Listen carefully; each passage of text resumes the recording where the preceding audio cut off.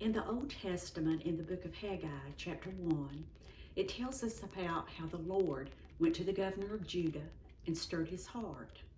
He also went to the high priest and stirred his heart. And then he went to the small group of people, a remnant, and stirred their hearts. And after this happened, they went to the house of God and began to work. We need to ask the Lord to stir our hearts.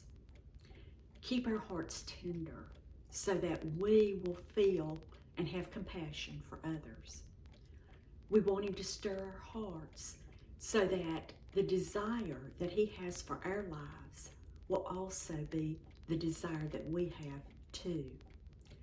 We need our hearts stirred to remember to pray for the lost and have our hearts stirred for the people in the churches everywhere, that they'll seek a need for them to have him as their Lord and Savior. The other day I was reading a book, and the title of that particular chapter was titled, Do I Weep Over Sin?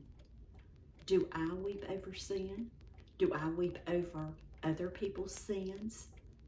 Do I weep over my sins?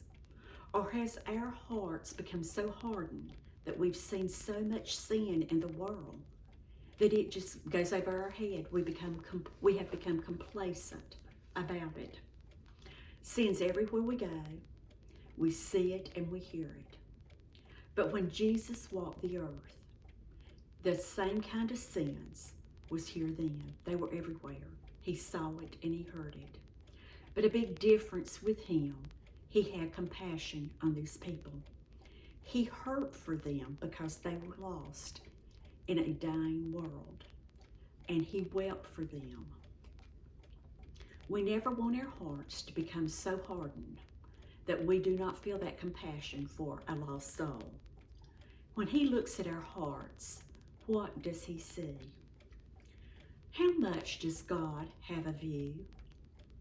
Do you find yourself holding back? Well, I think the type of people that we are, all of us want to have at least a little bit of control over our lives. But God says, surrender it all to me 100%. I'll take care of it. And if you and I have been holding back any at all, we do need to surrender that to him and ask him to forgive us. When we belong to Christ and we're going in the wrong direction, we need to turn around and go in his direction and let Jesus Christ be our all in all. Remembering that whatever he asks us to do, he's already prepared our hearts for it. He's prepared for us to do it. And he has prepared a way for us to do it. Believe that he will make a way. And when you are approached to serve him, please say yes. Please say yes, trusting Jesus Christ, because he's already prepared that way for you. There are no worldly solutions to people that are living without Jesus Christ. The world does not have the answers. But Jesus Christ is the know-all and the end-all. We always need his wisdom, and we always need his guiding hand in our lives. What does God expect of us? A dedicated Christian life. And the only way we can have that is through him. That's the only way that it can happen. We need to keep a prayer on our hearts that he would stir our hearts, keep them tender, stir our hearts to be true to him and to serve him no matter what. We need to pray and have him to stir our hearts to give us boldness each time we are to serve him or witness for him.